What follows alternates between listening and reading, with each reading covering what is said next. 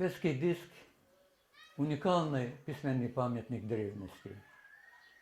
Его называют неразгаданной тайной. Он обнаружен в 1908 году близ города Фест на острове Крит итальянским археологом Перне в 1908 году.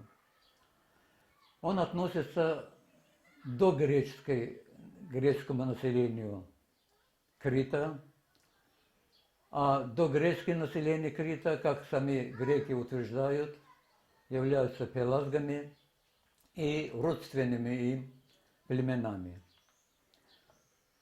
Пелазги действительно в истории являются такими древними населениями Балканского полуострова, что они превратились в мифы. Первый исследователь минойской культуры Артур Эванс, английский археолог, он назвал эту культуру минойской по имени легендарного царя Крита Миноя. Он специально не назвал эту культуру пелазской, потому что, как я уже сказал, пелазги оказались мифическими народами. Есть доказательства, что на острове Крит, и тем более на Балканском полуострове, Пелазг является первым человеком, который появился на этот полуостров. Пелазг, он научил остальным племенам, как надо питаться желудями, как надо одеваться свиньи шкурами. Они имели боги, пока еще не названные. Поэтому этот мифический образ, мифический народ не дал возможности вот такому известному археологу Эвансу присуждать имени вот пелазгской культуры вместо минойской, критской культуры.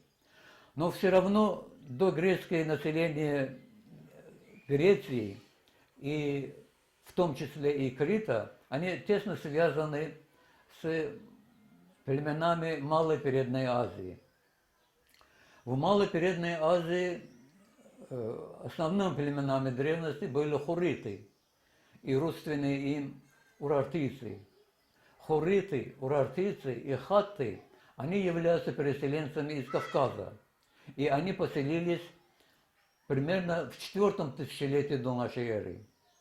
Известная кураракская культура, которая обнаружена на территории современного Азербайджана между реками Куры и Аракс, поэтому и культура называется кураракской. Создателями этой культуры являются именно хуриты и родственные племена. Северная граница этой культуры – это Южный Дагестан, на севере это граничит с майкопской культурой, а на западе это Средиземное море, а даже на юге доходит до Сирии и Палестины. Вот такой огромной территории охватила вот эта кураракская культура. Этой культуре относятся и хуриты, и урартийцы, и кавказские албанцы. Язык этих племен до исследования Дьяконова и Старостина не был пока известен. Впервые, который исследовал вот этот письменный памятник хуритов, Дьяконов утверждает, что примерно около 100 слов идентичны с северо-восточно-кавказскими языками.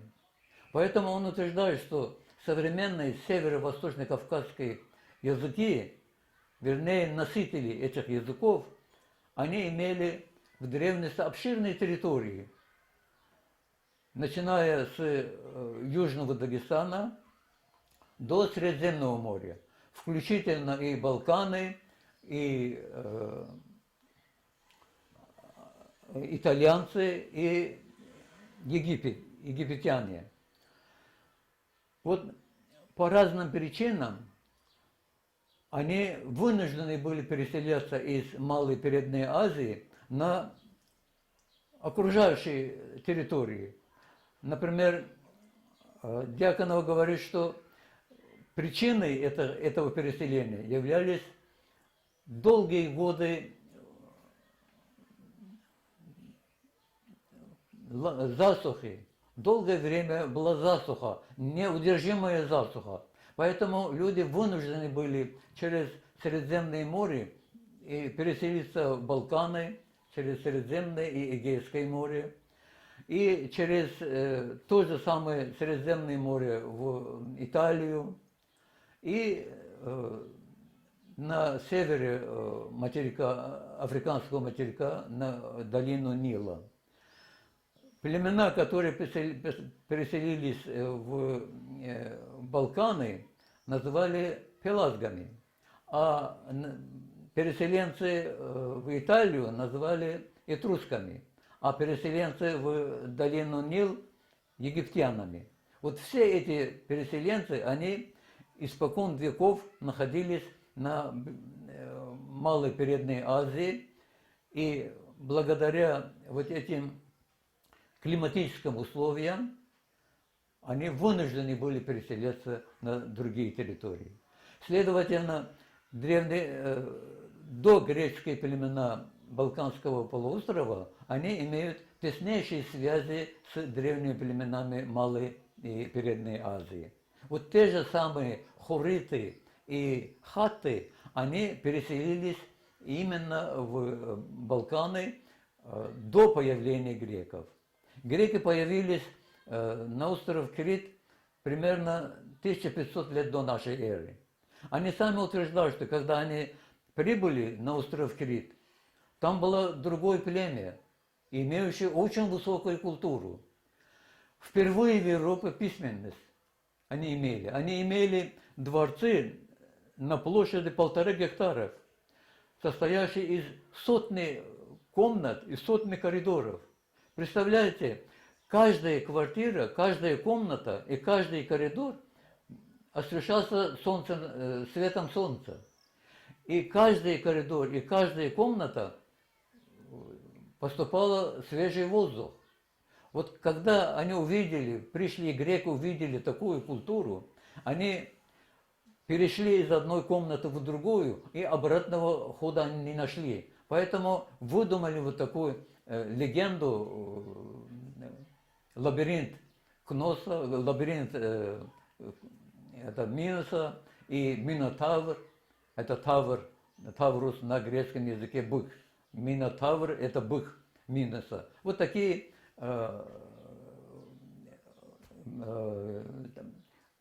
выдумки, такие сказки, они в основном брали у местного населения, у пелазгов.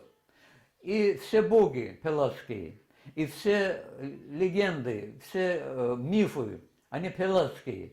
Они заимствовали эти мифы и письменность, и начали писать на этой письменности свои хозяйственные расчеты. То есть непосредственно догреческие племена, они имеют коренные связи с племенами Малой и Средней, Малой и Передней Азии. Вот для сопоставления, для идентификации родства древних народов не только необходимы исторические данные, но и очень важны языковые данные. Вот впервые Дьяконов и Старостин установили, как я выше сказал, родство уральской письменности, уральского языка с северо-восточно-кавказскими языками. Дьяконов говорит, что вот так как вот эти языки, они охватывают больше территории, чем Кавказ, их надо назвать по-другому. Он предлагает аларадийские народы. Вот это аларадийские народы, они были распространены от Каспийского моря до Средиземного моря. С Кавказских гор ниже до Иранских гор. Вот все эти территории были заняты этими племенами. Теперь о Фесском диске. Фесский диск тоже относится к пелазгам, к догреческому населению. Этот диск в основном это сделанная из глины таблетка, состоит из двух сторон, передняя и обратная сторона. И на этих сторонах спиралообразно нанесены рисунки. Эти рисунки, они, как утверждают исследователи, они штампованы. То есть это первое в Европе штампованное письмо. Каждый рисунок получился, имел заранее определенный образ, определенную форму, и эту форму они нанесли на глину, пока она была сырая. Вот известны вот эти рисунки, и этот диск примерно 2 сантиметра толщины и 16 сантиметров диаметра. И все. Названия этих рисунков, они нарисованы четко, их можно назвать на любом языке, имеется название на латинском языке, на английском языке, на русском языке. Но чтобы назвать это рисунки на определенном языке, надо найти такой язык, который и по этимологически, и по языкознанию, и по истории был близок, был родственен с пелазским языком. Вот как можно дешифровать? Вот что известно вообще о фесском диске? Известно, что это слоговое письмо. То есть ученые утверждают, что здесь примерно 45 рисунков. 45 рисунков – это меньше, чем идеологическое письмо, и больше, чем алфавитное письмо. Поэтому они утверждают, что это слоговое письмо, то есть рисуночно-слоговое письмо. Слоги получены при помощи рисунков. Этот принцип называется акрофоническим принципом. То есть каждый рисунок имеет свое название. Первый слог этого названия есть слог данного слова. Например, первое слово состоит из 2 рисунков. Значит, это слово состоит из 2 слогов. А эти слоги получаются из названия вот этих предметов. На первый взгляд нетрудно определить, как можно назвать эти рисунки и как можно читать весь текст. Но дело в том, что на каком языке можно читать. Например, если мы возьмем русский язык, чтобы написать молоко, можно рисовать 3 рисунка. Морж, лось и кот. Из этих трех рисунков можно получить мо-ло-ко. 3 слога. И получается слово молоко. Но это написано на пелазском языке. А как читать вот эти слоги пелазского языка?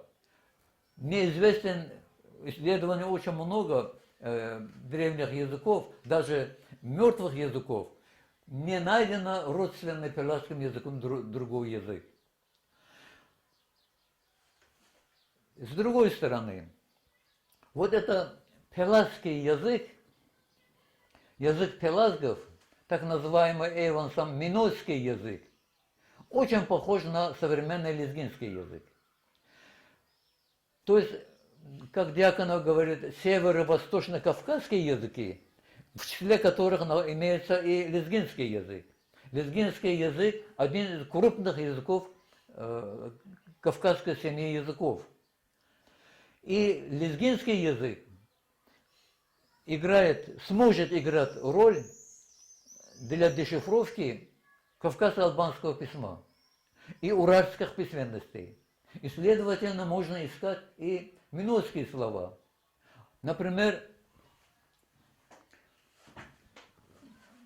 болгарский ученый Георгиев утверждает, что многие минойские слова, минойские пиктограммы, они являются исходной почвой для получения многих букв, финикийских букв. Например, он утверждает, что вот рисунок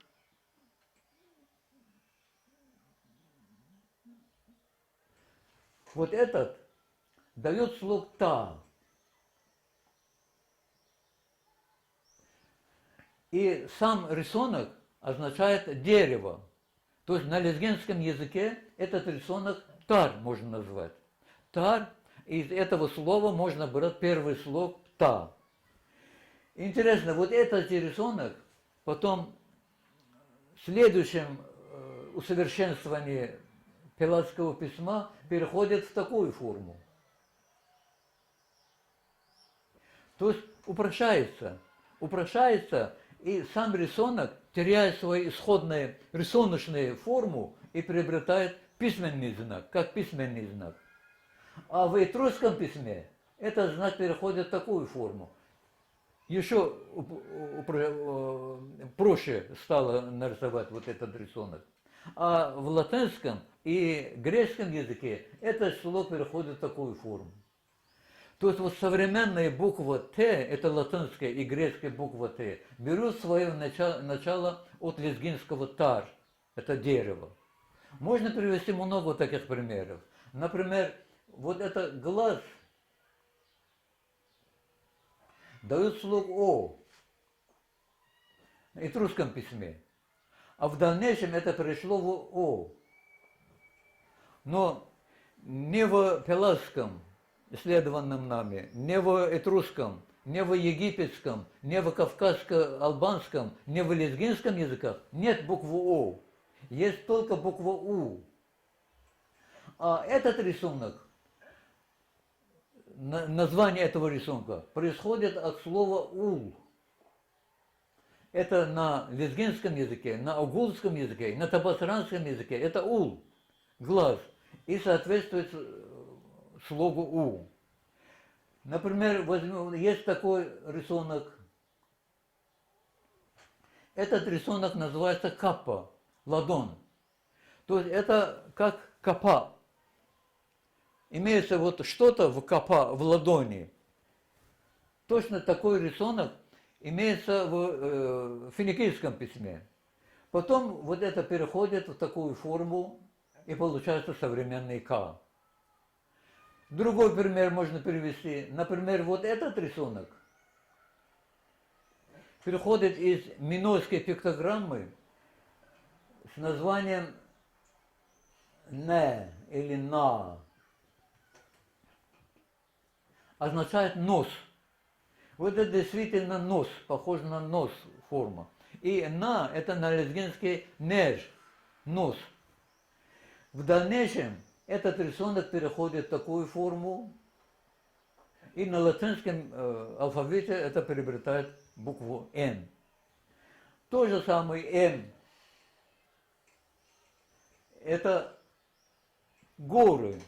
На кавказо-албанском языке «минал», высочайший, величественный означает, горы, дает букву «М». Вот так Георгий утверждает, что из финикийских 22 букв примерно 14 букв имеют минойское происхождение. А по моим исследованиям, почти все буквы финикийского алфавита, они происходят из названия таких предметов, которые можно понять на основе лезгинского языка, как в этом случае. То есть непосредственно связь между лезгинским языком и пелатским языком имеется именно вот в утверждениях Георгиева.